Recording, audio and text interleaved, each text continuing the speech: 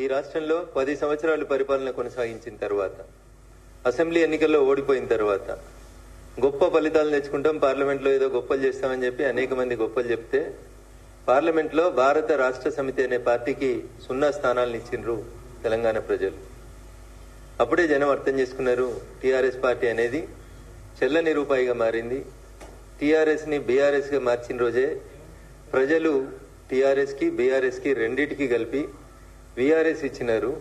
మీరు farm house కు పరిమితం అయితే బాగుంటుందని చెప్పి చెప్పినారని చెప్పి చెప్పేసి వాళ్ళని పంపించినారు. తర్వాత ఏదో కొత్త కథలు వెళ్తా ఉన్నారు. బీజేపీ బీఆర్ఎస్ బీజేపీలో కలుస్తామన్నారు, విలీనం చేసుకుంటామన్నారు. అట్లా అప్పుడప్పుడు జనాలలో ఉండేందుకు టీఆర్ఎస్ పార్టీ లేదా బీఆర్ఎస్ పార్టీ ప్రయత్నాలు చేస్తూ వచ్చింది. ఈ మధ్య కాలం లోపల 2 ఎన్నికలు, ఎమ్మెల్సీకి సంబంధించి 3 ఎన్నికలు జరిగినాయి. 2 ఎన్నికలు టీఆర్ఎస్ పార్టీకి బాగా పట్టున్నది. బావా, బామ్మర్ది, చెల్లె, నాయన అందరూ ఎమ్మెల్యేలు ఎంపీలు ఉన్నటువంటి నియోజకవర్గాలు అయినటువంటి కరీంనగర్, నిజామాబాదు, మెదక్ జిల్లాలకు సంబంధించి ఒక గ్రాడ్యుయేట్స్ ఎమ్మెల్సీ, ఒక టీచర్స్ ఎమ్మెల్సీ, 2 ఎమ్మెల్సీ ఎన్నికలు జరిగినాయి. టీఆర్ఎస్ పార్టీ కనీసం అభ్యర్థులు కరువైనరా లేదా వాళ్ళు ఎందుకు ఆలోచించారో ఏం ఆలోచించారో తెలియదు. కనీసం పోటీ చేసే పరిస్థితులలో టీఆర్ఎస్ లేనటువంటి పరిస్థితి. ఇది గ్రౌండ్ రియాలిటీ. మేము గెలిచినాం కాబట్టి మేము ఏదో అహంకారంతో మాట్లాడతలేం. మేము ప్రజలకు సేవ చేస్తా ఉన్నాం, ప్రజలకు దగ్గర అవుతా ఉన్నాం. మా పార్టీ పూర్వ స్వరూపం జనసంఘ పుట్టిందే అంత్యోదయ లక్ష్యంగా పుట్టింది. ఆ అంత్యోదయ లక్ష్యంగానే పనిచేస్తున్నాం. Eradication of poverty, eradication of poor, గరీబుల సేవ చేసేందుకే భారతీయ జనతా పార్టీ పనిచేస్తుంది. పేదలు, రైతులు, మహిళలు వీళ్ళ కోసం అనుక్షణం తప్పించేటువంటి పార్టీ భారతీయ జనతా పార్టీ. ఎవరు అడగకున్నా రైతన్నల కష్టాన్ని దృష్టిలో ఉంచుకొని 3 రోజుల క్రితం జరిగినటువంటి భారత కేబినెట్ గౌరవ ప్రధానమంత్రి నరేంద్ర మోడీ గారి నాయకత్వంలో మళ్లీ రైతన్నలకు అన్నింటికి కూడా మినిమం సపోర్ట్ ప్రైస్ విషయం లోపల భారత కేబినెట్ ఒక నిర్ణయం తీసుకొని సుమారు 2.5 లక్షల కోట్లు భారత ప్రభుత్వం మీద భారం పడుతుందని తెలిసి కూడా ఎంఎస్పీని పెంచుతూ రైతన్నల్ని ఆదుకోవాలనేటువంటి ఆలోచన కలిగిన పార్టీ భారతీయ జనతా పార్టీ, నరేంద్ర మోడీ గారి నాయకత్వం.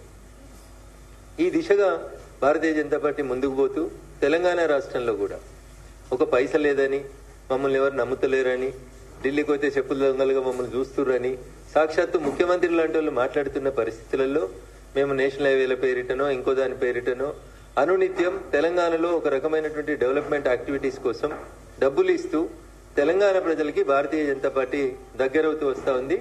గెలిచినటువంటి 8 మంది ఎంపీలు అనునిత్యం తెలంగాణ ప్రజల కోసం, తెలంగాణ రాష్ట్ర అభివృద్ధి కోసం, తెలంగాణ ప్రజల సంక్షేమం కోసం 24/7 తెలంగాణ రాష్ట్రం నుంచి గెలిచిన 8 మంది ఎంపీలు పనిచేస్తా ఉన్నాం. రాష్ట్ర ప్రభుత్వం సగము, కేంద్ర ప్రభుత్వం సగం పెట్టి రైల్వే బ్రిడ్జిలు కట్టాలి, రైళ్లు చేయాలి, అండర్ పాస్లు చేయాలి, అన్ని గేట్లు తీసేయాలని పనిచేస్తా ఉంటే సగం పైసలు ఇయ్యక కేసీఆర్ ప్రభుత్వం 10 ఏళ్లు పోతే 18 నెలల్లో వీళ్ళు కూడా మా దగ్గర పైసలు లేవు, మేము పైసలు ఇయ్యమంటే తెలంగాణ రాష్ట్రంలో ఉన్న అనేక లెవెల్ క్రాసింగ్లు, రైల్వే క్రాసింగ్లు, అండర్ పాస్లు ఇట్లా చాలా విషయాల లోపల కేంద్ర ప్రభుత్వమే, south central railway, south railway board వీళ్ళందరూ కలిసి 100% పైసలు ఇచ్చి తెలంగాణలో railways development, national highways development ప్రతి అంశంలో ఎవరు మమ్మల్ని అడగకున్నా మేమే ముందుండి పనిచేస్తూ వస్తా ఉన్నాం. మా మెదక్ జిల్లాకి, పూర్వం మెదక్ జిల్లా మొత్తం, ప్రస్తుతం సిద్దిపేట, సంగారెడ్డి, మెదక్ 3 జిల్లాలకు కలిపి అమృత్ 2 పథకం కింద మంచినీళ్ల కోసం 260 కోట్ల రూపాయల్ని భారత ప్రభుత్వం ఒక మెదక్, ఉమ్మడి మెదక్ జిల్లాకే ఇచ్చింది. ఇట్లా డెవలప్మెంట్ చేస్తూ మేము ప్రజలకు దగ్గరకు అవుతూ జనం గుండె చప్పుడుగా భారతీయ జనతా పార్టీ మారుతూ ముందుకు పోతున్నటువంటి తరుణంలో రకరకాలైనటువంటి వ్యక్తులు, రకరకాలైనటువంటి అంశాలు, మా మీద వ్యక్తిగత బురద జల్లేటువంటి కార్యక్రమాలు. రఘునందన్ రావు మాట్లాడితే ఏదో టీఆర్ఎస్ మీద అక్కస్తోటి మాట్లాడుకునేటోళ్ళు అనుకునేటోళ్ళు. ఇంతకాలం రఘునందన్ రావు మీద వ్యక్తిగతంగా బురద జల్లేందుకు చాలా మంది ప్రయత్నం చేసినారు. సోషల్ మీడియాలో ఇంకా కూడా నిన్న మా చెల్లె కవితమ్మ చెప్పినటువంటి పెయిడ్ ఆర్టికల్స్ రఘునందన్ రావు మీద రోజు రాపిస్తూనే ఉన్నారు. పెయిడ్ న్యూస్ ఛానల్స్, పెయిడ్ జర్నలిస్టులు, కొత్త కొత్త పదాలు వింటున్నాం. 1995లో Raghunandan Rao contributor, but I never heard పైసలు తీసుకొని వార్తలు రాస్తారని, పైసలకు ఆర్టికల్ రాస్తారని మేము ఎప్పుడు జర్నలిజంలో పనిచేసినప్పుడు చూడలేదు. కానీ దురదృష్టం, పెయిడ్ ఆర్టికల్స్, భారతదేశంలో అడ్రస్ లేని పేపర్లు, కానీ పొద్దుగా లేస్తే డిజిటల్ మీడియాలో కనబడతాయి. దొంగనే దొంగ దొంగ అని అరిచినట్టు కొంతమంది దొంగలకు జీతం ఇచ్చి రాపిచ్చి వాటిని పొద్దులేమగానే అన్ని యూట్యూబ్ ఛానళ్లలో తిప్పించి వ్యక్తిత్వ హననానికి పాల్పడుతురు అని రఘునందన్ రావు మాట్లాడితేనేమో తప్పు అనిపించింది చాలా మందికి.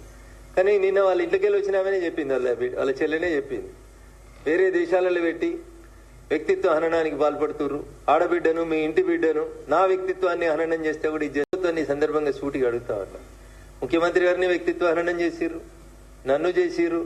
ఆఖరికి ఆ ఇంట్లోకి వెళ్ళి వచ్చిన ఆడబిడ్డ అని చెప్పుకున్నామే, నిన్న ఆమె చెప్పింది వేరే దేశాలలో పెట్టి వ్యక్తిత్వ హననం చేస్తా ఉన్నారు, పెయిడ్ బ్యాచ్ల్ని నడిపిస్తున్నారని. కవిత ఎవరిని ఉద్దేశించి పెయిడ్ ఆర్టిస్టులను పెట్టిర్రు, పెయిడ్ బ్యాచ్లు పెట్టి నడిపిస్తున్నారని చెప్తుందో రేవంత్ రెడ్డి గారికి, రాష్ట్ర ముఖ్యమంత్రి గారికి తెలిసే ఉంటుంది. అందుకని ఆ పెయిడ్ ఆర్టిస్టులని, ఆ పెయిడ్ బ్యాచ్ని అందరినీ కూడా వెంటనే కేసులు పెట్టి రిమాండ్ చేయాలని నేను కూడా డిమాండ్ చేస్తా ఉన్నాను. ఎందుకంటే వ్యక్తుల వ్యక్తిత్వాన్ని హననం చేసేటువంటి అధికారం ఆర్టికల్ 19 మీకు ఇయ్యలేదు. ఫ్రీడమ్ ఆఫ్ స్పీచ్, స్వేచ్ఛ మీకు ఉందని చెప్పి మీరు ఎవరి మీద పడితే వాళ్ళ మీద ఏది పడితే అది రాసే అధికారం ఎవరికీ లేదు. ఏ ఛానల్కి లేదు, ఏ పేపర్కి లేదు, ఎవరికి లేదు. సో ఆ అంశం లోపల కవితకి ఇలా కడుపునొచ్చినట్టు కనబడుతుంది. కానీ మీరు అధికారంలో ఉన్నప్పుడు డ్రోన్లు ఎగిరేసిరని కొంతమంది రిమాండ్ చేసిరు, తప్పుడు కేసులు పెట్టిరు, రకరకాలైనటువంటి అవస్థలు పెట్టిరు. ఇలా నీ దాకా వస్తే చెల్లెకి కడుపునొస్తాను. అయినా ఈ పంచాయతీ ఈ రాష్ట్రంలో టీఆర్ఎస్ లేదు అని చెప్పడానికి నేను చేస్తున్నటువంటి ప్రయత్నం. టీఆర్ఎస్ ఏడుంది రాష్ట్రంలో? టీఆర్ఎస్ ను వద్దని వాళ్ళ నాయననే ముంచేసి బీఆర్ఎస్ చేసేసి, ఆ బీఆర్ఎస్ ను వద్దనుకొని ప్రజలు బీఆర్ఎస్ ఇచ్చారు. ఇలా టీఆర్ఎస్, బీఆర్ఎస్, కవిత, కేటీఆర్, కేసీఆర్ అనేది చెల్లని రూపాయలుగా మారిపోయినాయి తెలంగాణ సమాజంలో. 2001 కేసీఆర్ తెలంగాణ ఉద్యమాన్ని ప్రారంభించినప్పుడు 18 నుంచి 35 ఏళ్ల వయసున్న వాళ్ళంతా జై తెలంగాణ అంటే ఇట్లా పుట్టలు తెచ్చుకొని వచ్చినారు, రోడ్డు మీదకి వచ్చినారు. ఆ ఆవేశాన్ని, ఆ ఆలోచనని 10 సంవత్సరాల మీ పరిపాలన లోపల చంపేసి బిడ్డకో శాఖ, కొడుక్కో శాఖ, నాయనకో శాఖ ఇచ్చి మీది మీరే చేసుకొని, మిమ్మల్ని మీరే పెంచుకొని, మీ ఆస్తులు మీరు పెంచుకొని, మిమ్మల్ని మీరే ఎదుగుదలకు ఉపయోగించుకున్నారు తప్ప తెలంగాణ ప్రజలకు ఏం జరగలేదు. తెలంగాణ రాష్ట్రం రావాలని పెట్రోల్ పోసుకొని తనను తను తగలబెట్టుకున్న శ్రీకాంతాచారి కుటుంబానికి ఏం దక్కలేదు మీ 10 ఏళ్ల పాలన లోపల. అమరుడైన శ్రీకాంతాచారి, మొదటి అమరుని దగ్గర నుంచి, శ్రీకాంతాచారి దగ్గర నుంచి మొదలుకుంటే 120 కిలోమీటర్ల స్పీడ్ తోటి వచ్చేటువంటి రైళ్లను ముద్దాడినటువంటి పాలమూరు బిడ్డలకు కూడా రూపాయి దక్కలేదు. గల్లీలలో వెలువడి తినొత్తలేదు. ఢిల్లీలో ఉన్న యూపీఏ ప్రభుత్వానికి కానీ ఢిల్లీకి పోయి చచ్చిపోయిన మా రంగారెడ్డి జిల్లా యాదిరెడ్డి గారి కుటుంబానికి కూడా ఏం దక్కలేదు. 1200 మంది కుటుంబాలు అమరులైతే అన్నకో శాఖ, చెల్లెకో శాఖ, నాయనకో శాఖ, ఆస్తులు పంచుకునే శాఖలు పెట్టుకున్నారు తప్ప మీ ఆస్తులు పెంచుకున్నారు 10 ఏళ్ల తెలంగాణ రాష్ట్ర సమితి పాలనలో తప్ప తెలంగాణ సమాజానికి ఏం దక్కలేదు. అందుకనే మిమ్మల్ని వద్దనుకుంది సమాజం, మీ కుటుంబాన్ని దూరం పెట్టాలనుకుంది సమాజం. టీఆర్ఎస్ ఎలియాస్ బీఆర్ఎస్ కి వీఆర్ఎస్ ఇచ్చి పంపించేసారు. దాన్ని మళ్ళా చచ్చిపోయినటువంటి పాముని తిరిగి బతికించడం ఎట్లా? ఇగో దీనికి బ్రాండింగ్ పంచాయతీ. అన్నోదికు బ్రాండింగ్ చేసుకుంటున్నాడు. 30 మెడికల్ కాలేజీలు పెడితే మాకు పేరు రాలేదు కానీ 30 యూట్యూబ్ ఛానళ్ళకి జీతం ఇచ్చి బాగా గొప్పగా బ్రాండింగ్ చేసుకుందాం అనేటువంటి బ్రాండింగ్ లో ఉన్నాడు కేటీఆర్. దానికి ఆయనకు తెలుసు, ఈ రోజు కాకపోతే రేపైనా వీళ్ళందరినీ ఈడ అధికారంలో ఉన్న ప్రభుత్వమో ఆడ అధికారంలో ఉన్న ప్రభుత్వమో పక్కా లెక్కలన్నీ తీసుకొస్తుంది, జైల్లో పెడుతుంది. శ్రీకృష్ణ జన్మస్థానానికి తప్పుడు కథనాలు రాస్తున్న వాళ్ళని పంపిస్తాం అనేది వాళ్ళకి తెలుసు. పెయిడ్ ఆర్టిస్టులకు కూడా తెలుసు. అందుకని ఏం చేస్తున్నారు వాళ్ళంతా? విదేశాలలో పెట్టుకుని ఐపీ నెంబర్లు లేకుండా పేపర్లు, ఛానల్ని రకరకాలైనటువంటి ప్రయోగాలు చేస్తా ఉన్నారు. ఎలుక కలుగులో దాక్కుని ఏదో అనుకుంటుందంట, నేను బయటికి రానంతసేపు నన్ను ఎవడేం చేస్తాడని. పొగెట్లా పెట్టాలి, ఎలుకను బయటికి ఎట్లా తీసుకురావాలి, బయటకు వచ్చిన ఎలుకను బోన్లు ఎట్లా పెట్టాలనేది తెలియనంత అమాయకంగా ఈ దేశంలో భారతీయ జనతా పార్టీ లేదు, ఈ దేశాన్ని పాలిస్తలేదు భారతీయ జనతా పార్టీ. మేము ఎదుగుతున్నాం, పేదలకు సేవ చేసి ఎదుగుతున్నాం. మేము ఎదుగుతున్నాం, రైతులకు దగ్గర ఎదుగుతా ఉన్నాం. మేము ఎదుగుతా ఉన్నాం, ఈ దేశంలో ఇన్ఫ్రాస్ట్రక్చర్ డెవలప్మెంట్ చేస్తూ ఎదుగుతా ఉన్నాం. నరేంద్ర మోడీ గారి నాయకత్వం ప్రపంచానికి మార్గదర్శనం చేసేంత గొప్ప స్థాయికి ఎదిగింది. ఇప్పుడు వచ్చి వాళ్ళెవరో వాళ్ళ కోసం వాళ్ళని వాళ్ళు బ్రాండింగ్ చేసుకోవడం కోసం చెల్లని రూపాయి అయిపోయింది. చెల్లని రూపాయిని బ్రాండింగ్ చేసుకుంటుంది. కంటే కవితను ఎవరు అడుగుతున్నారు? కవిత 2019 ఎంపీ ఎన్నికలలో ఓడిపోయింది. ఓడిపోయిన తర్వాత కవితకి ఏమున్నది? 5 ఏళ్ళు అధికారంలో ఉన్నప్పుడు మీరు ఏం చేసినారని చూసే నిజామాబాద్ ప్రజలు మిమ్మల్ని ఓడగొట్టిండ్రు. ఇంకా కవితకి ఏమున్నది అక్కడ? ఏం లేదు. కష్టపడేదో నాన్న ప్రేమనో, కొట్లాడనో, ఏడ్స్తోటో ఎమ్మెల్సీ తెచ్చుకున్నారు. ఇవాళ చెల్లకుండా పోయినటువంటి కవిత గారు జనబాహల్యం లోపల పోటీ చేస్తే ప్రజలు ఆదరిస్తలేరని చెప్పి వచ్చి సెల్ఫ్ బ్రాండింగ్ పంచాయతీ తప్పితే ఏముంది ఇందులో? ఏం గొప్పగా చేసిందని కవిత? బతుకమ్మ ఆడినా, తెలంగాణ భావ వ్యాప్తి చేసిన చెల్లె నువ్వు ఉట్టే కంటే ముందు నుంచి ఉంది కదా బతుకమ్మ. నిజాం సర్కరోడు మా ఆడబిడ్డల్ని చీరలు ఇప్పించి బతుకమ్మ ఆడిరనే పంచాయతీ తెలంగాణ ఉద్యమ చరిత్రలో ఉంది కదా. చెల్లె బతుకమ్మ ఆడితే బతుకమ్మ, బతుకమ్మ ఆడకపోతే బతుకమ్మ కాదనేది ఎవరు చెప్పారు? So there is no brand for Kavitha, no brand for KTR, nothing is there for TRS. ఏం లేదు టీఆర్ఎస్ కి, ఏమి లేదు కాబట్టి ఏదో ఉన్నట్టు చూపించుకోవాలి. చూపించుకోవడం కోసం చెల్లని దుడ్డును ఏదో చేసిరని చెప్తారు ఊర్లలో. పక్కా తెలంగాణ భాషలు చెప్పాలంటే కేసీఆర్ గారి భాషలు చెప్పాలంటే అది చెల్లని దుడ్డు, చెల్లని రూపాయికి బ్రాండింగ్ చేసుకునేటువంటి ప్రయత్నము. దానికి మీడియా లోపల స్పేస్ మేమే ఉండాలి. అయితే మా అన్న ఉండాలి మీడియాలో, లేకపోతే నేను ఉండాలి, మా పార్టీ ఉండాలి. ఇతరులు ఎవరు ఉండొద్దు, ఇతరుల గురించి చర్చ జరగవచ్చు. ఈ చెల్లని రూపాయల పంచాయతీలను తీసుకొని వచ్చి దానికి ఏదో గొప్పగా చేసుకుంటూ వస్తారు. ఏం చేసింది కవిత? నేను స్ట్రైట్ గా అడుగుతున్నా. ఈ అమరుల కుటుంబాన్ని పరామర్శించిందా? ఈ అమరుల కుటుంబాన్ని ఆదుకున్నావా? అరే మా జిల్లాలో నాలుకల్ మండలం లోపల ఒక సోదరుడు చచ్చిపోయాడు. ఇక్కడే ఉస్మానియా యూనివర్సిటీ క్యాంపస్ లో చచ్చిపోయినాడు. పిహెచ్ఎల్ గేట్ ముంగట ఒక సోదరుడు చచ్చిపోయాడు ఉద్యోగాలు కావాలని. మీ 10 ఏళ్లలో బిహెచ్ఎల్ లో లోకలకు ఉద్యోగాలు ఇప్పించిరా? నాలుకల్లో చచ్చిపోయినటువంటి కుటుంబాన్ని ఎన్నడన్నా పరామర్శించిరా? 10 ఏళ్ళ అధికారంలో ఉంటే మీరు చేసిందేముంది తెలంగాణలో చెప్పురు. మా మిరిదొడ్డిలో ఒక జర్నలిస్ట్ చచ్చిపోయాడు. జేఏసీ టెంట్లో జై తెలంగాణ అని అరిచి చచ్చిపోయాడు. కనీసం 10 లక్షలు ఇవ్వలే కుటుంబానికి, జర్నలిస్ట్ కుటుంబానికి. ఏం చేశారు మీరు అధికారంలో ఉన్న 10 ఏళ్ళు? పైసలు సంపాదించుకున్నారు, ఆస్తులు పెంచుకున్నారు తప్ప జనానికి వాస్తవాలు అర్థమైన తర్వాత మిమ్మల్ని వద్దని అనుకున్నారు జనం. ఇక వాళ్ళని వాళ్ళు బ్రాండింగ్ చేసుకోవడం కోసం టూ క్వైట్ కాంట్రడిక్టరీ స్టేట్మెంట్స్ చెప్తున్నారు కవిత గారు.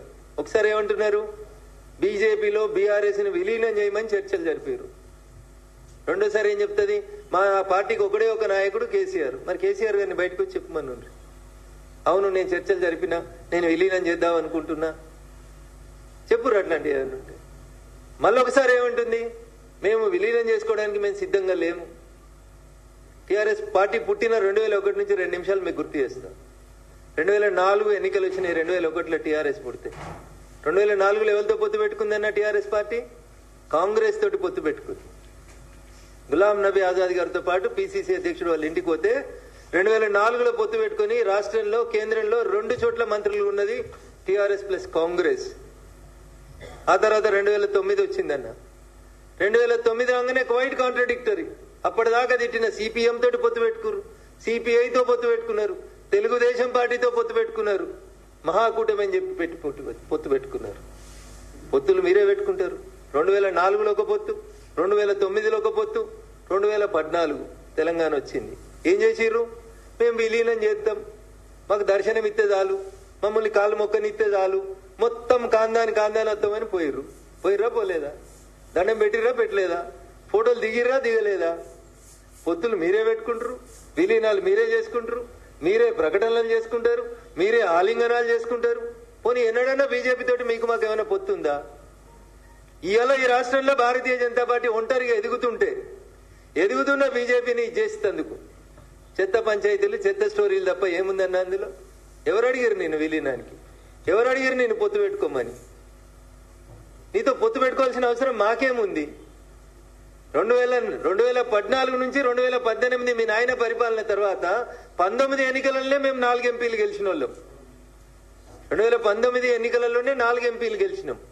24 వచ్చేసరికి 4ను 8 చేసుకున్న వాళ్ళం మేము. సో భారతీయ జనతా పార్టీ సొంతంగా ఈ రాష్ట్రంలో తన కాళ్ళ మీద తాను నిలబడుతున్నప్పుడు మమ్మల్ని ప్రత్యక్ష యుద్ధంలో గెలవడం చాతగానోళ్ళు, అశ్వత్థామ అథో నరో కుంజరో అన్నట్టు సాటుకుంటే అందరు కలిసి ఆలింగనాలు చేసుకొని ఎవరికి పైసలు ఇస్తున్నారు, ఎవరెవరితోటి రాపిస్తున్నారు, ఎవరెవరు ఎందుకు రాస్తున్నారు, ఇవందరి ఉద్దేశం భారతీయ జనతా పార్టీ తెలంగాణలో ఎదుగుదలను ఆపాలి. ఇది అయ్యేది కాదు, అది పోయేది కాదు. మేము చాలా స్పష్టంగా ప్రజల మనసులు గెలుచుకొని ఓట్లకు పోతున్నాం తప్ప మేము పైసల పంచాయతీ చేస్తలేం. మీ దగ్గర మస్తు పైసలు ఉన్నాయి, మస్తు పైసలు ఇచ్చిర్రు. 2023 డిసెంబర్ ఎన్నికల ఫలితాలని తారుమారు చేసుకునేందుకు ప్రయత్నం చేసిర్రు, జనాలని మభ్య పెడదామని చూసిర్రు. పైసలు గెలిపి ఎప్పుడు కూడా ప్రజలకి సేవ చేసేటోళ్ళు గెలుస్తారు తప్ప పైసలు ఇచ్చేటోళ్ళు కాదు. అందుకని ఈ పొత్తుల పంచాయతీలు, విలీనాల పంచాయతీలు, భారతీయ జనతా పార్టీతో బీఆర్ఎస్ పొత్తు, విలీనం ఇట్లాంటి చర్చ ఏ రోజు జరిగిందని నేను అనుకుంటలేను. మా హైకమాండ్ తోటి కూడా ఎవరు జరిగింది చేసిందని కూడా పార్టీ పెద్దల దృష్టిలో అయితే ఎక్కడ లేదు. అయినా నేను ఒకటి అడుగుతాను, ఊకే చిట్ చాట్ ఏందన్నా? ధైర్యం ఉన్నది కదా నీకు? డైరెక్ట్ ప్రెస్ మీట్ పెట్టు. చిట్ చాట్ ఏంది అంటే మీడియా మిత్రులు ఏదో గోల్మాల్ చేస్తుందికా? తెల్లారి పేపర్లో ఒక వార్త వచ్చి అందరు దాని మీద విరుసుకపడితే లేలే నేను అనలేదు, మీడియా తప్పుగా రాసింది, మీడియాకి తప్పుగా అర్థమైందని చెప్పుకోవడం. ధైర్యం ఉంటే ప్రెస్ మీట్ పెట్టి చెప్పు, మా అన్న నా మీద పెయిడ్ ఆర్టికల్స్ రాపిస్తుండు, ఇగో పలానా టీవీ ఛానళ్లు, పేపర్లు నా మీద తప్పుడు వార్తలు దుబాయ్కి వెళ్ళి రాసినాయి, వాటి మీద కేసు పెట్టుర్రి. చిట్ చాట్ ఎందుకన్నా? ఏంది చిట్ చాట్ అంటే? తప్పించుకునేందుకు మార్గమా? ఆ పేపర్ వాళ్ళకి నా భాష అర్థం కాలేదని చెప్పుకోవడానికా? Put it on paper. నాయనకే ఉత్తరాలు రాయగలిగిన దమ్ము ధైర్యం ఉన్న వాళ్ళం మనం. మస్తు 100 ఉత్తరాలు రాసిన వాళ్ళం మనం. ప్రెస్ వాళ్ళకు కూడా ఒక ఉత్తరం రాస్తే అయిపోతుంది కదా పాపం. వాళ్ళని ఎందుకు గోసపెట్టుడు? నేను అనలే, నేనన్నా, నువ్వు అనలే, నేనన్నా, ఇవన్నీ ఏం పంచాయతీలు? Why chit chat? అంటే తెలుగు మీడియా వాళ్ళకి అంత అమాయకం కనబడుతుర్రా ఏంది మీకు? డైరెక్ట్ ప్రెస్ మీట్ పెట్టుర్రి, డైరెక్ట్ చెప్పుర్రి, ఉన్నది ఉన్నట్టు చెప్పుర్రి, కుండ బద్దలు కొట్టినట్టు. లేనిదెందుకు? లేని మాటలు ఎందుకు? లేని పంచాయతీలు ఎందుకు? కాబట్టి కవిత గారికి నేను చెప్పదలుచుకుంది ఏంటంటే, మీరు మీ కుటుంబ పంచాయతీ, మీ ఆస్తుల పంచాయతీ, మీ పార్టీల పంచాయతీ, మీ వారసత్వ పంచాయతీ, మీ అన్నతోటి మీకు పంచాయతీ, మీ సీట్ల కోసం పంచాయతీ, నీకేమన్నా శాసన మండలిలో ఫ్లోర్ లీడర్ పంచాయతీ, ఇట్లాంటివి ఏమన్నా ఉంటే మీరు తెలుసుకోండి. శాసన మండలిలో ఫ్లోర్ లీడర్ తిరిగిపోతే కొట్లాడుకో మీ నాయనతో తలపెట్టుకొని. దానికి చిట్చాట్ల పేరిట మా పార్టీని, భారతీయ జనతా పార్టీని అనవసరమైనటువంటి వివాదంలోకి లాగొద్దని సోదరి కవిత గారికి నేను ఈ సందర్భంగా చాలా స్పష్టంగా చెప్పదలుచుకున్నాను.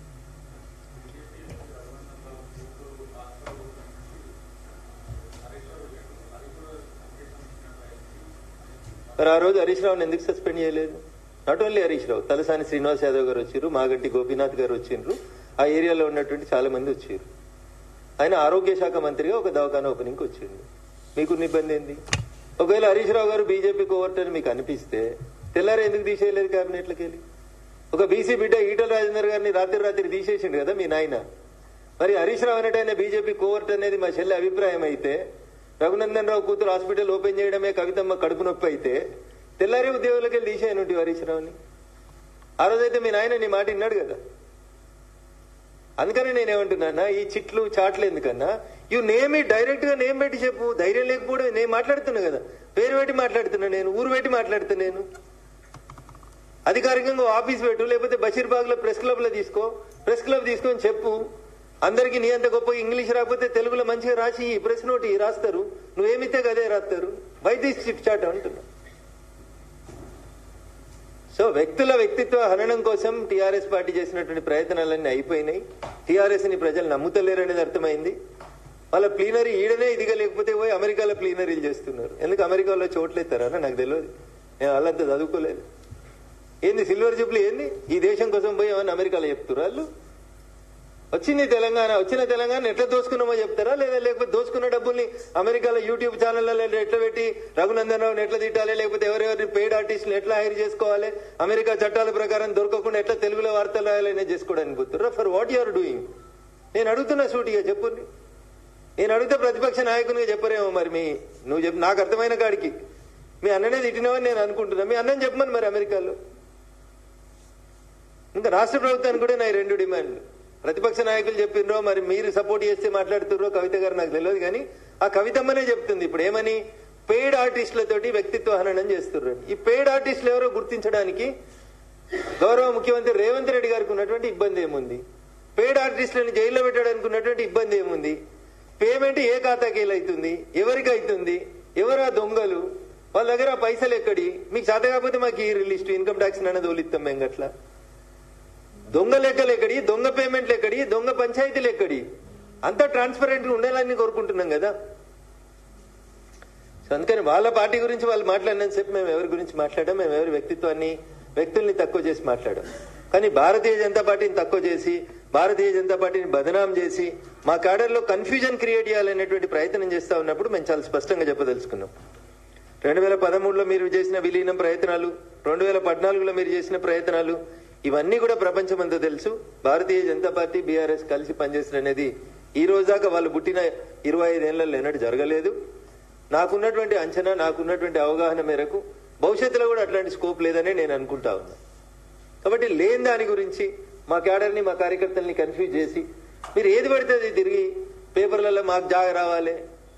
పేపర్లో మీకెందుకు జాగ వస్తుంది? జనం గుండెలనే మీకు జాగలేదు కదా, జనమే వద్దనుకున్నారు కదా మీరు. జనం గెలిపేయాలనుకుంటే మిమ్మల్ని గెలిపిద్దురు కదా ఎంపీగా. జనం గుండెల్లో జాగలేదు, పరపతి పోయింది, గౌరవం పోయింది, వాళ్ళ నాయన భాషలో చెప్పాలంటే ఇజ్జత్ పోయింది. ఇన్ని పోయినాయి కాబట్టి వాటిని తెచ్చుకునేందుకు మళ్ళీ జాగ కోసం కొట్లాడ తప్పితే ఇదేముందన్న. కాబట్టి మీరు మీ కుటుంబ పంచాయతీ ఏమైనా ఉంటే తలపెట్టుకుని ఫామ్ హౌస్ లో తెలుసుకోర్రి, మాకు అభ్యంతరం లేదు. మా పార్టీ పేరు తీయనంతసేపు, మా గురించి మాట్లాడనంతసేపు మేము ఎవరిని ఏమను. భారతీయ జనతా పార్టీని విమర్శించినా, మా నాయకత్వాన్ని విమర్శించినా, మా పార్టీ క్యాడర్లో కన్ఫ్యూజన్ క్రియేట్ చేయాలని ప్రయత్నించిన 100% చాలా స్పష్టంగా భారతీయ జనతా పార్టీ నాయకత్వం తెలంగాణ రాష్ట్రంలో స్పష్టంగా ఉంది, కలిసి ఉన్నది, కలిసి కొట్లాడతాం, అధికారంలోకి రావడానికి కొట్లాడతాం, భవిష్యత్తు మాదనే మా కార్యకర్తలు నమ్ముతున్నారు, ఆ దిశగానే మా అందరు అడుగులు ఉంటాయని చెప్పి ఈ సందర్భంగా చాలా స్పష్టంగా చెప్తూ, పేపర్ల కోసం, పబ్లిసిటీ కోసం, దాంట్లో జాగ కోసం ఇట్లాంటి మాటల్ని, ఇట్లాంటి బురదల్ని ఎవరి మీద జల్లొద్దని మరొకసారి తెలియజేస్తూ సెలవు తీసుకుంటాను.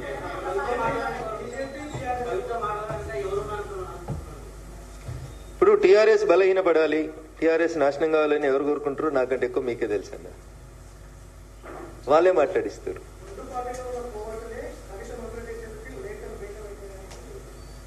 ఇప్పుడు మీ నాన్నకు నువ్వు లెటర్ రాసినావు, తండ్రి కూతుళ్ళ సంబంధం అది, తండ్రి కూతుళ్ళ పంచాయతీ. గతంలో రాసిన లెటర్లు బయటికి రాలేదు. ఇప్పుడు మీ నాన్నగారి పక్కన ఎవరుంటున్నారో నాకంటే ఎక్కువ నీకే తెలుసు.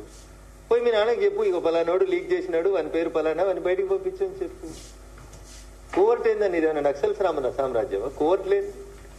వినడానికి సొంపుగా ఉంటాయని, మాట్లాడితే ఎతి ప్రాసలకు కలిసి వస్తాయని ఎట్లా ఇట్లా మాట్లాడితే ఎట్లా? మీ ఇంట్లో కోవర్ట్లు ఉన్నారా? మీ నాన్న పక్కన కోవర్ట్లు ఉన్నారా? ఏం చెప్పదలుచుకున్నావు నువ్వు? మీ నాన్న పక్కన కోవర్ట్లు ఉంటే ఏం చేస్తున్నావు మరి? బిడ్డగా మీ నాన్నని కాపాడుకోవాలి కదా. ఆ కోవర్ట్ల పేర్లు ఏందో మీ నాన్నకి చెప్పి బయటికి పంపించాలి కదా.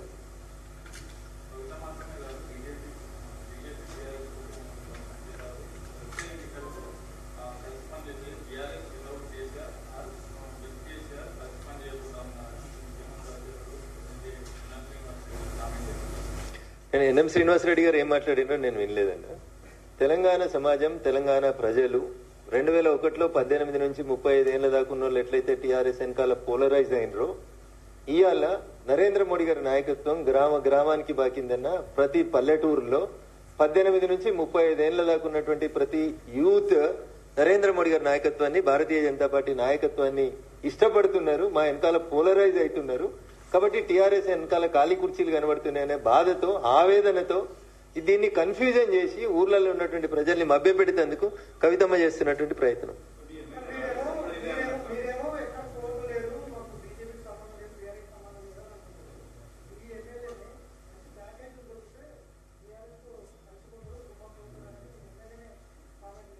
నేను వినలేదన్నా, మా ఎమ్మెల్యేలో ఎవరు మాట్లాడినో వినలేదు. ఒకవేళ ఎవరైనా మాట్లాడితే మా రాష్ట్ర పార్టీ పెద్దలు, అధ్యక్షులు, ఆల్ ఇండియా అధ్యక్షులు ఖచ్చితంగా దానికి సమాధానం చెప్తారు.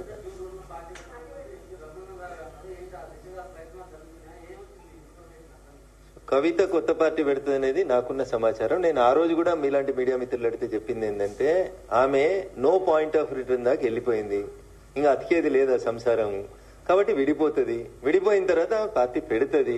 ఇది ఒక రాజకీయాలలో నాకున్న 20 ఏళ్ళ 23 ఏళ్ల అనుభవంతో చెప్తున్నాను.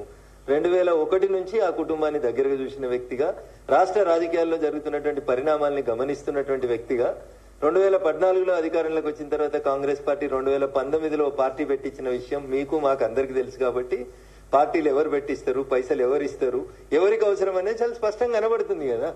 పాలేంది నీళ్ళేంది తెలుస్తుంది. నా నోట్లోకి వెళ్ళేంది కానీ ఇది చిట్చాటు కాదు. I'm speaking openly.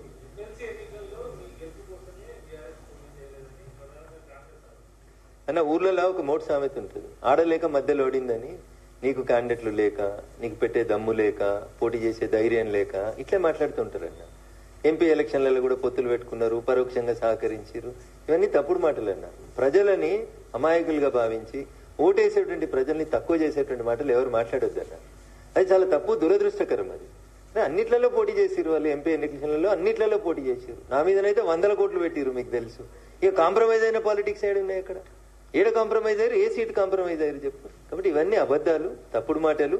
ప్రజలు ప్రజాస్వామ్యబద్ధంగా డాక్టర్ బిఆర్ అంబేద్కర్ గారు రాసిన రాజ్యాంగం ఇచ్చిన పరిమితులకు లోబడి ఓట్లేస్తేనే భారతీయ జనతా పార్టీ ఎంపీలైనా, కాంగ్రెస్ ఎంపీలైనా, ఇంకొకరైనా గెలుస్తారు.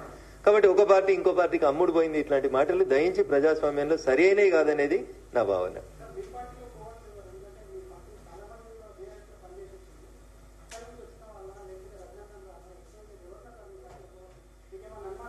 భారతీయ జనతా పార్టీ తన పార్టీలో కోవర్ట్లుంటే గుర్తుపట్టలేనంత అమాయకమైనటువంటి స్థితిలో లేదు. గల్లీ నుంచి ఢిల్లీ దాకా భారతీయ జనతా పార్టీకి నాయకత్వం ఉంది. కేంద్రంలో అధికారంలో ఉన్నాం కాబట్టి ఐబీలు, ఎస్బీలు, ఇంటెలిజెన్స్లు అన్ని కూడా అట్లాంటి తప్పుడు వ్యక్తులు ఎవరన్నా మా పార్టీలు ఉంటే 100% సమాచారం ఇస్తాయి. సో టీఆర్ఎస్కి వచ్చిన వాళ్ళ అని చెప్పి మీరు ఒక వర్గాన్ని ఎత్తి చూపే ప్రయత్నం మీడియాతో. కోవర్ట్ పని చేసే వాళ్ళు ఎవరు కూడా బీజేపీలో లేరు, ఉండరు, మనలేరు. వాళ్ళ ఫ్యూచర్ కూడా బీజేపీలో కొనసాగదు.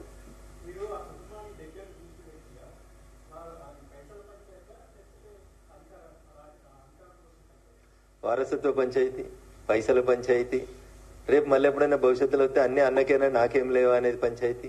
ఈ రాష్ట్రంలో కాదు, పక్క రాష్ట్రంలో కూడా అదే అయింది. ఏమైందో మీకు తెలుసు. నేను I don't want to name anybody. పక్క రాష్ట్రంలో కూడా ఏమైంది? అధికారం కోసం పంచాయతీ, సీట్ల కోసం పంచాయతీ, నోట్ల కోసం పంచాయతీ, ఇంకేముంటదని అంతకుమించి. అల్టిమేట్ గా బాగా పైసలు 10 సంవత్సరాలు అధికారంలో ఉన్నప్పుడు బాగా ముద్దు వచ్చింది, ఆ ముద్దను పంచుకునే కాడ పంచాయతీ వచ్చింది, అంతకుమించి ఏం ఉంటుందన్న. కమ్యూనిస్ట్ ఉద్యమ నాయకుడు అని చెప్పుకునేటువంటి మావో గారు అనుకుంటే ఒక సందర్భంలో చెప్తారు, all human relationships are linked with finance. మానవ సంబంధాలన్నీ ఆర్థిక సంబంధాలే అని చెప్తారు. మార్క్స్ చెప్తారు. మార్క్స్ చెప్పినటువంటి మాట, మానవ సంబంధాలన్నీ ఆర్థిక సంబంధాలే అని చెప్తారు. ఇంతకంటే ఎక్కువ ఏముందన్న? కుల్లం కనబడుతూనే ఉంది. Thank you.